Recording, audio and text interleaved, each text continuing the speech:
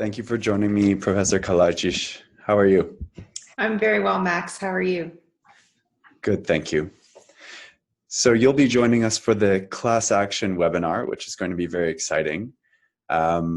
We were hoping in the lead up to that you could explain how you gained some of the insights that you'll be sharing during that webinar.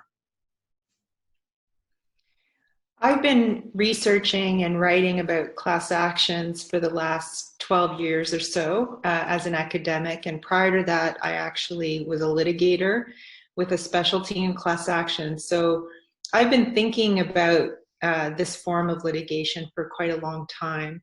And I've always been particularly interested in the ways in which class actions can affect policy change and have a social impact. And there's no issue that affects as many people as climate change. And so when the opportunity came to start thinking about climate change class actions, I thought it would be a really important and interesting idea to think about. How can we use class actions to address the most pressing issue facing the planet?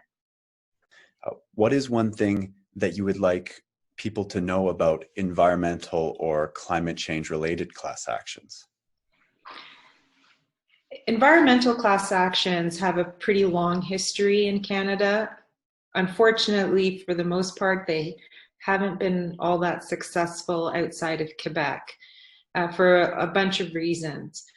Where I think climate change class actions may be different and potentially more successful is that they're using a human rights lens.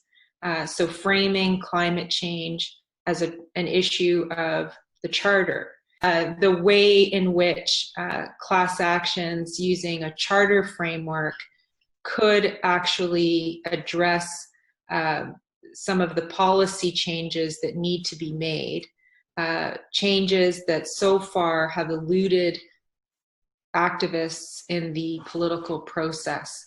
So I want people to start thinking about how class actions in this particular constitutional space might be viable and perhaps even preferable to other types of litigation. On a completely unrelated note, we're hoping to get a sense of who you are and maybe what one of your favorite beverage makers that's local to you is. Well, I am a diehard lover of coffee, the nectar of the gods in my eyes. And there is a fantastic coffee shop in Windsor called Anchor Coffee, locally owned, and they have just amazing coffee, but also really delicious scones and other baked goods. So any visitors coming to Windsor, please go to Anchor Coffee. Noted. Thank you very much for your time, Professor. Thank you, Max.